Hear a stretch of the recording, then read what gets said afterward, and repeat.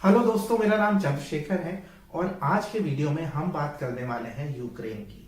Ukraine पे ये मेरा तीसरा वीडियो है। अपने पुराने दोनों वीडियो में मैंने आपको बताया कि आप यूक्रेन ये सोचकर मत जाएं कि आप वहां से आसानी से शेंगन जोन में मूव हो सकते हैं। मेरे पुराने वीडियोस देख के कुछ लोगों ने मुझसे कांटेक्ट भी किया, जैसे एक स्टूडेंट ने जो हरियाणा से है, जिसको तकरीबन 1 साल हो गया है यूक्रेन में, जो कंप्यूटर इंजीनियरिंग पढ़ रहा था। उसका गैप था तो एजेंट ने उससे कहा कि आपका यूक्रेन में हो जाएगा और आप वहां से आगे शेंगन जोन में मूव हो जाएंगे, लेकिन 1 साल के बाद भी वो नहीं मूव हो पाया। तो उसका जब मुझे फोन आया, उसने मुझसे पूछा कि क्या किया जाए।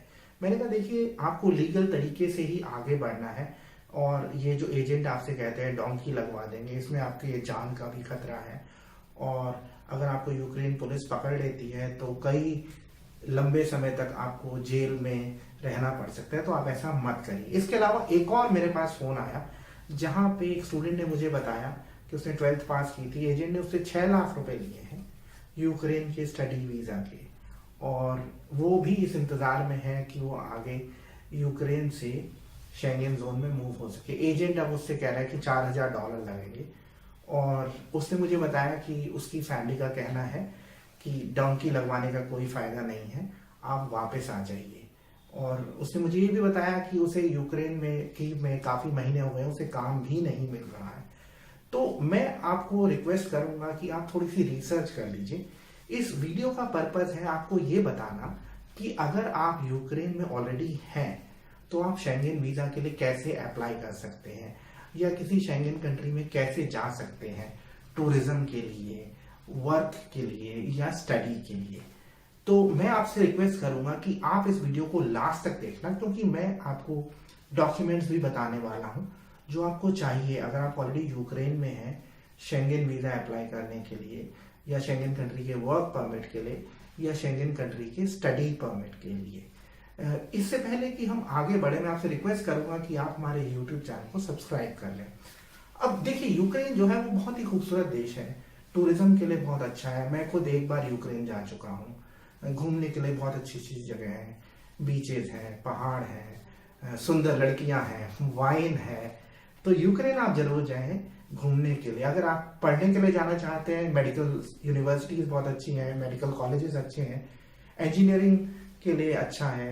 अगर आप एरोनॉटिकल इंजीनियरिंग पढ़ना चाहते हैं, आईटी स्टार्टअप्स के लिए बहुत अच्छा है यूक्रेन। अगर आप कोई अपना बिजनेस शुरू करना चाहते हैं उसके लिए यूक्रेन बहुत अच्छा है। लेकिन यूक्रेन सिर्फ ये सोच के मत जाए कि आप वहां से आगे ट्रांजिट कर पाएंगे। देखिए, एक चीज मैं आपको बता देता हूं, यूक्रेनियन गवर्नमेंट को करीब 30 मिलियन यूरोज मिले हैं डिटेंशन सेंटर्स बनाने के लिए। 30 मिलियन यूरोज यानी करीब 250 करोड़ रुपया यूक्रेन सरकार को इसलिए मिला है कि वो इलीगल इमिग्रेंट्स को डिटेन कर सके जो आगे यूरोप में जाने की कोशिश कर रहे हैं। मैंने कुछ रिसर्च की तो मैंने बहुत सारे ऐसे आर्टिकल्स भी पढ़े कि कैसे यूक्रेन को फंडिंग मिलती है यूरोप में इलीगल इमिग्रेशन को रोकने के लिए। और मैंने क्या किया, यूक्रेन स्टेट बॉर्डर गार्ड है, उसकी वेबसाइट पे भी मैं गया। अब उसके अकॉर्डिंग करीब 5,500 लोगों को एंट्री डिनाई की गई थी। मतलब वो यूक्रेन पहुंच गए थे, उसके बाद भी उन्हें एयरपोर्ट से या बॉर्डर चेक पॉइंट से वापस कर दिया गया था। तो आप समझ सकते हैं यूक्रेन कितना स्ट्रिक्ट है। और यूक्रेन अगर आप पहुंच भी जाते हैं, अगर इमिग्रेशन को ये लगता है कि आपका इंटेंशन आगे मूव होना है या इलीगली बॉर्डर क्रॉस करना है, तो आपको वापस डिपोर्ट किया जा सकता है। तो आपको केयरफुल रहना है। अब हम यहाँ पे बात कर लेते हैं कि यूक्रेन में अगर आप ऑलरेडी हैं तो कैसे आप एलिजिबल होंगे शेंगन वीजा के लिए अप्लाई करने के लिए। सबसे पहले ये समझ लीजिए कि आपको टूरिस्ट वीजा आप करीब 6 महीने के बाद अप्लाई कर पाएंगे। वैसे तो अभी शेंगन टूरिस्ट वीजा बंद है, लेकिन आगे खुल जाएंगे। तो आपके पास टीआरसी होनी चाहिए और आपके पास प्रूफ होना चाहिए। जैसे आपको 6 महीने की बैंक स्टेटमेंट चाहिए। अगर आप नौकरी कर रहे हैं तो आपको सैलरी सर्टिफिकेट चाहिए जो बता सके कि आपका कॉन्ट्रैक्ट कितना लंबा है और आप काम कर रहे हैं। तो आप तकरीबन 6 महीने के बाद ही टूरिस्ट वीजा के लिए अप्लाई कर पाएंगे। उससे पहले आप अप्लाई कर सकते हैं, लेकिन अप्रूवल के चांसेस ऑलमोस्ट नेग्लिजिबल है। तो आपको टूरिस्ट वीजा के लिए क्या डॉक्यूमेंट चाहिए, ये थोड़ा सा मैं आपको बता देता हूं। देखिए, सपोज करिए मैंने क्या किया, मैं पोलैंड की जो एम्बेसी है यूक्रेन की में उनकी वेबसाइट पे गया। इसके अलावा मैं VFS स्वीडन की वेबसाइट पे गया। मैंने 2 कंट्रीज के एग्जाम्पल देखे।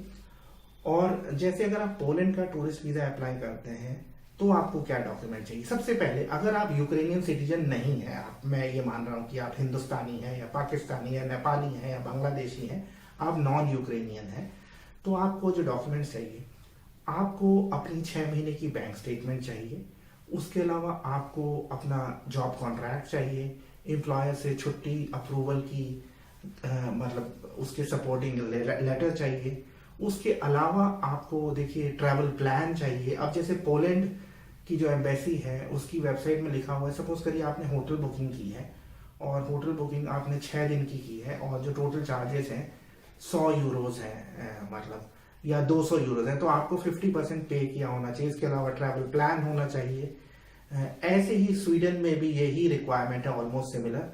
तो आप करीब 6 महीने के बाद ही लीगली शेंगेन टूरिस्ट वीजा के लिए अप्लाई कर सकते हैं। आपने अगर पहले अप्लाई किया तो अप्रूवल के चांसेस बहुत ही कम हैं। इसके अलावा अगर आप स्टूडेंट हैं तो मैं आपको रिकमेंड करूंगा कि साल भर की पढ़ाई के बाद ही आप अप्लाई करिए, क्योंकि देखिए आपको अभी गए हुए 3 महीने हुए और आप कह रहे हैं जी अब मैं स्टडी पे जर्मनी जाना चाहता हूँ। ये इनकंसिस्टेंसी शो करता है और ऐसे में वीजा अप्रूवल के चांसेस बहुत कम होंगे। ऐसे ही अगर हम वर्क वीजा की बात करें तो वर्क वीजा में भी देखिए, वर्क वीजा की भी प्रोसेसिंग में सपोज करिए आपको पोलैंड में कोई काम मिल रहा है, आप ये समझ लीजिए कि आपको 6 से 7 महीने प्रोसेसिंग टाइम होता है वर्क वीजा का ज़्यादातर यूरोपियन कंट्रीज में। कुछ एक्सेप्शनल केसेस में कम हो सकता है। तो आप एजेंट के कहे पे मत जाइए कि मैं आपको यूक्रेन से महीने भर में पहुंचवा दूंगा या 15 दिन में पहुंचा दूंगा। लीगली ऐसा पॉसिबल नहीं है और मैं नहीं चाहता कि आप किसी डिटेंशन सेंटर में हों या आपकी जान को खतरा हो, इसलिए मैं ये वीडियो बना रहा हूं। और अगर आपके कोई और सवाल हैं कि आप कैसे यूरोप में पढ़ सकते हैं या आप कैसे स्कॉलरशिप्स के बारे में कोई सवाल हो, वीज़ास के बारे में हो, इमिग्रेशन के बारे में हो, तो आप कमेंट में पूछ सकते हैं। और आज के वीडियो में इतना ही। मैं आपसे फिर दोबारा से रिक्वेस्ट करूंगा कि आप हमारे YouTube चैनल को सब्सक्राइब कर लीजिए। वीडियो देखने के लिए बहुत बहुत धन्यवाद।